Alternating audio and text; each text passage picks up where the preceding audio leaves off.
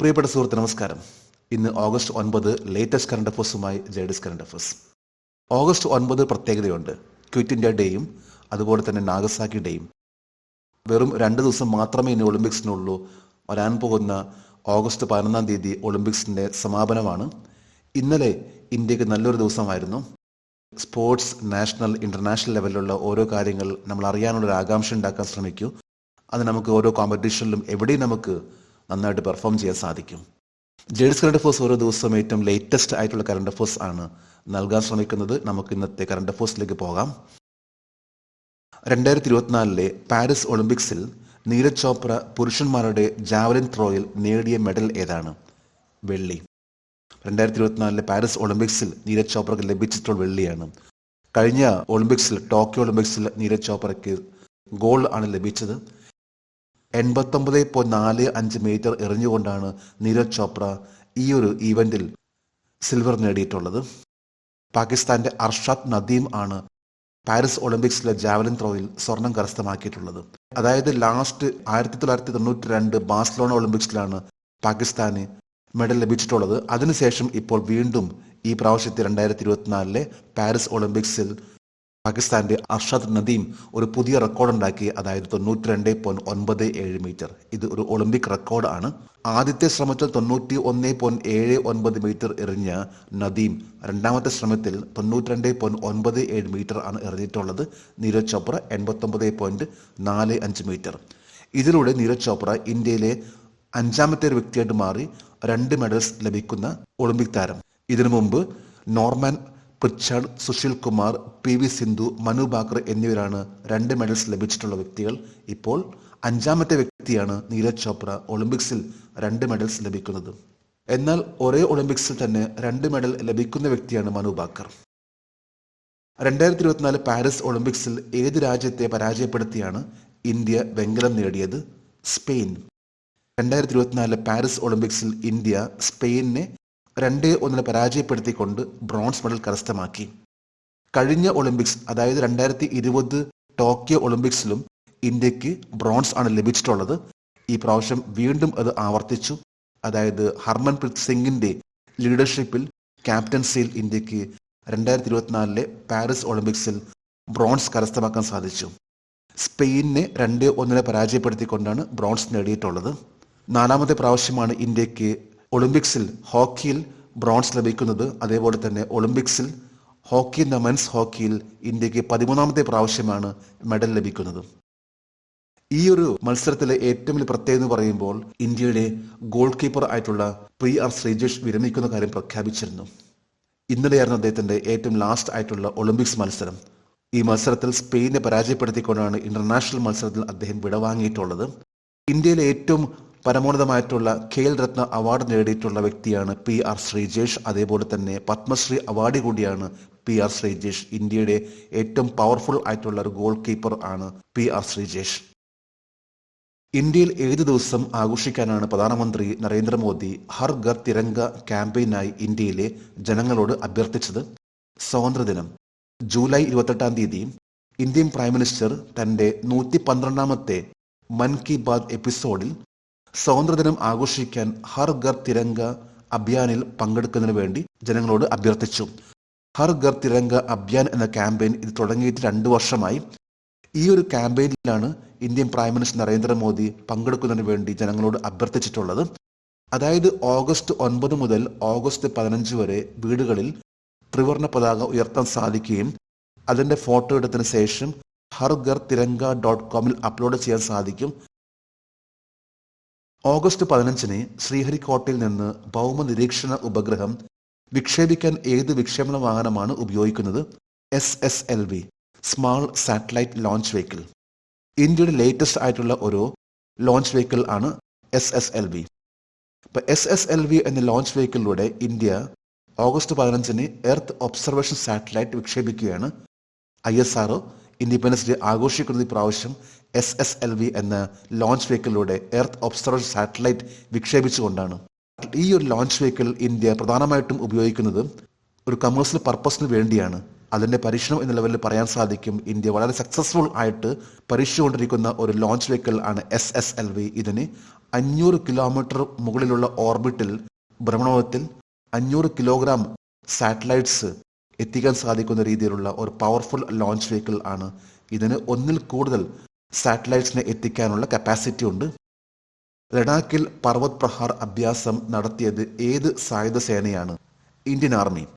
Indian ആർമിയുടെ ലഡാക്കിൽ നടന്നുകൊണ്ടിരിക്കുന്ന ഒരു എക്സസൈസ് ആണ് പർവത് പ്രഹാർ. ഇന്ത്യ ചൈന ബോർഡറിലുള്ള പ്രദേശമാണ് ലഡാക്ക്. ലഡാക്കിലാണ് ഇന്ത്യൻ സൈന്യം, ഇന്ത്യൻ ആർമി ഇപ്പോൾ നടത്തിക്കൊണ്ടിരിക്കുന്ന ഒരു എക്സസൈസ് പർവത് പ്രഹാർ. വിവിധ തരത്തിലുള്ള ടാങ്കുകളും K9 വജ്ര എന്ന artillery guns, air defence system എന്നിവ, ഡ്രോണുകൾ എന്നിവ ഉപയോഗിച്ചുകൊണ്ടിരിക്കുന്ന ഒരു വലിയൊരു ഇന്ത്യൻ ആർമിയുടെ എക്സസൈസ് ആണ് പർവത് പ്രഹാർ. ഇതിപ്പോൾ ലഡാക്കിലെ ചൈന ബോർഡറിൽ നടത്തിക്കൊണ്ടിരിക്കുന്ന ഒരു എക്സസൈസ് ആണ്. ഇക്കാര്യം അറിയിച്ചിട്ടുള്ളത് ഇന്ത്യൻ ഡിഫൻസ് ഒഫീഷ്യൽസ് ഈ കഴിഞ്ഞ 7 ഓഗസ്റ്റിനാണ്. RBI തുടർച്ചയായി 9ാം തവണയും റിപ്പോ നിരക്ക് എത്ര ശതമാനത്തിൽ നിലനിർത്തി? 6.5%. കഴിഞ്ഞ 9 തവണയായിട്ട് reserve bank of India repo rate 6.5% നിലനിർത്തിക്കൊണ്ടിരിക്കുകയാണ്. റിപ്പോ റേറ്റ് വർദ്ധിപ്പിച്ചു കഴിഞ്ഞാൽ അത് ബാധിക്കുന്നത് ബാങ്കുകൾക്കാണ്. റിപ്പോ നിരക്ക് വർദ്ധിപ്പിച്ചു കഴിഞ്ഞാൽ ബാങ്കുകളെ ബാധിക്കുകയും ആ ഒരു വർധനവ് ബാങ്ക് ജനങ്ങൾ എടുത്തിട്ടുള്ള ലോണുകൾ, എല്ലാ തരത്തിലുള്ള ലോണുകളിലും അത് ബാധകമാകും. അതിലൊരു വർധനവാണ് പിന്നീട് സംഭവിക്കുക. അതായത് എല്ലാ തരത്തിലുള്ള ലോണുകളും റിപ്പോ റേറ്റ് ആയിട്ട് വളരെയധികം ക്ലോസ് ആയിട്ടുള്ള ഒന്നാണ്. 2001ലും 2006ലും മുഖ്യമന്ത്രിയായിരുന്ന പശ്ചിമ ബംഗാളിലെ ഏത് മുഖ്യമന്ത്രിയാണ് 2024 ഓഗസ്റ്റ് 8 അന്തരിച്ചത്? ബുദ്ധദേവ് ഭട്ടാചാരി. ഈ കഴിഞ്ഞ ഓഗസ്റ്റ് 8 തീയതി, അതായത് ഇന്നലെ, ബംഗ്ലാദേശിന്റെ മുൻ മുഖ്യമന്ത്രിയായിരുന്ന ബുദ്ധദേവ് ഭട്ടാചാരി അന്തരിച്ചു. അദ്ദേഹം 2001ലും 2006ലും വെസ്റ്റ് ബംഗാളിലെ മുഖ്യമന്ത്രിയായിരുന്നു. 6ാമത്തെ മുഖ്യമന്ത്രിയായിരുന്നു ബുദ്ധദേവ് ഭട്ടാചാര്യ. അതിനു മുമ്പ് 5ാമത്തെ മുഖ്യമന്ത്രിയായിരുന്നു ജ്യോതി ബാസു. 1977 മുതൽ 2001 വരെ ചീഫ് മിനിസ്റ്റർ ആയിരുന്നു. അതിനുശേഷം വന്നിട്ടുള്ള വ്യക്തിയാണ് ബുദ്ധദേവ് ഭട്ടാചാര്യ. 7ാമത്തെ മുഖ്യമന്ത്രി മമതാ ബാനർജി. 2011 മുതലാണ് മമതാ ബാനർജി വെസ്റ്റ് ബംഗാളിന്റെ 17ാമത്തെ അസംബ്ലിയിലെ ചീഫ് മിനിസ്റ്റർ. 2024 ഫോർച്യൂൺ ഗ്ലോബൽ 500 പട്ടികയിൽ ഏറ്റവും ഉയർന്ന റാങ്കുള്ള ഇന്ത്യൻ കമ്പനി ഏതാണ്? Reliance industry. 2024 ഫോർച്യൂൺ ഗ്ലോബൽ 500 എന്ന ലിസ്റ്റ് പുറത്തിറക്കി. ഇതനുസരിച്ച് ഇന്ത്യയിലെ ഏറ്റവും ടോപ്പ് ലെവലിലെ കമ്പനിയാണ് റിലയൻസ് ഇൻഡസ്ട്രി.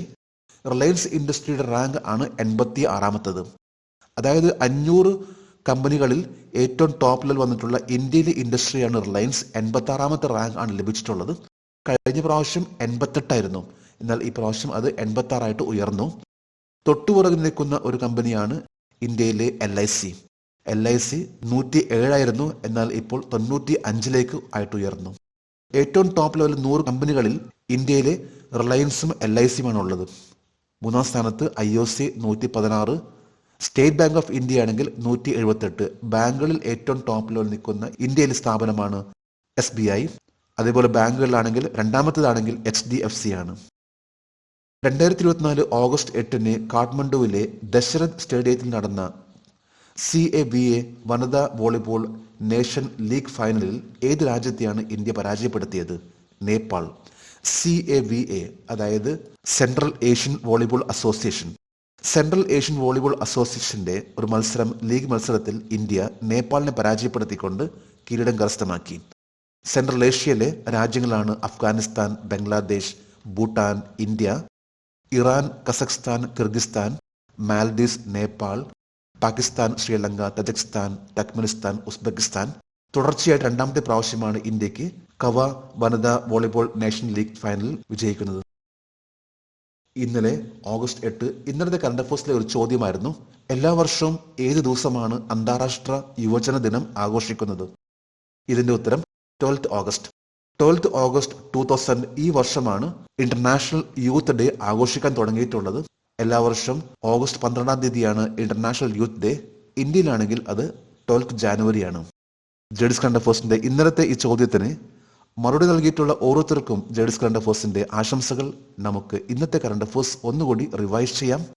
2024 പാരീസ് ഒളിമ്പിക്സിൽ നീരജ് ചോപ്ര പുരുഷന്മാരുടെ ജാവലിൻ ത്രോയിൽ നേടിയ മെഡൽ ഏതാണ്? വെള്ളി. 2024 പാരീസ് ഒളിമ്പിക്സിൽ ഏത് രാജ്യത്തെ പരാജയപ്പെടുത്തിയാണ് ഇന്ത്യ വെങ്കലം നേടിയത്? സ്പെയിൻ. ഇന്ത്യയിൽ ഏത് ദിവസം ആഘോഷിക്കാനാണ് പ്രധാനമന്ത്രി നരേന്ദ്രമോദി ഹർ ഘർ തിരങ്ക ക്യാമ്പയിനായി ഇന്ത്യയിലെ ജനങ്ങളോട് അഭ്യർത്ഥിച്ചത്? സ്വാതന്ത്ര്യദിനം. ഓഗസ്റ്റ് 15 ശ്രീഹരിക്കോട്ടയിൽ നിന്ന് ഭൗമ നിരീക്ഷണ ഉപഗ്രഹം വിക്ഷേപിക്കാൻ ഏത് വിക്ഷേപണ വാഹനമാണ് ഉപയോഗിക്കുന്നത്? Small satellite launch vehicle, SSLV. ലഡാക്കിൽ പർവ്വത പ്രഹാർ അഭ്യാസം നടത്തിയത് ഏത് സായുധ സേനയാണ്? Indian army. RBI തുടർച്ചയായി 9ാം തവണയും റിപ്പോ നിരക്ക് എത്ര ശതമാനത്തിൽ നിലനിർത്തി? 6.5%. 2001-ലും 2006-ലും മുഖ്യമന്ത്രിയായിരുന്ന പശ്ചിമ ബംഗാളിലെ ഏത് മുഖ്യമന്ത്രിയാണ് 2024 ഓഗസ്റ്റ് 8 അന്തരിച്ചത്? ബുദ്ധദേവ് ഭട്ടാചാരി. 2024 ഫോർച്യൂൺ ഗ്ലോബൽ 500 പട്ടികയിൽ ഏറ്റവും ഉയർന്ന റാങ്കുള്ള ഇന്ത്യൻ കമ്പനി ഏതാണ്? Reliance industry. 2024 ഓഗസ്റ്റ് 8 കാഠ്മണ്ഡുവിലെ ദശരഥ് സ്റ്റേഡിയത്തിൽ നടന്ന കവ വനിതാ വോളിബോൾ നേഷൻ ലീഗ് ഫൈനലിൽ ഏത് രാജ്യത്തെയാണ് ഇന്ത്യ പരാജയപ്പെടുത്തിയത്? നേപ്പാൾ. ഇന്ന് ഓഗസ്റ്റ് 9 ഇന്നത്തെ കറണ്ട് അഫയേഴ്സിലെ ഒരു ചോദ്യമാണ്. Who from India was the first woman to win an Olympic medal? ഇന്ത്യയിൽ നിന്ന് ഒളിമ്പിക്സ് മെഡൽ നേടിയ ആദ്യ വനിത ആരാണ്? 3 ഓപ്ഷൻസ് ആണ് നൽകിയിട്ടുള്ളത്. ഈ ചോദ്യത്തിന്റെ ഉത്തരം അറിയാമെങ്കിൽ ഇന്നത്തെ കറണ്ട് അഫയേഴ്സിന്റെ കമന്റ് ബോക്സിൽ രേഖപ്പെടുത്താൻ അഭ്യർത്ഥിക്കുന്നു. നാളത്തെ കറണ്ട് അഫയേഴ്സിൽ ഇതിന്റെ ഉത്തരം ഉണ്ടായിരിക്കും.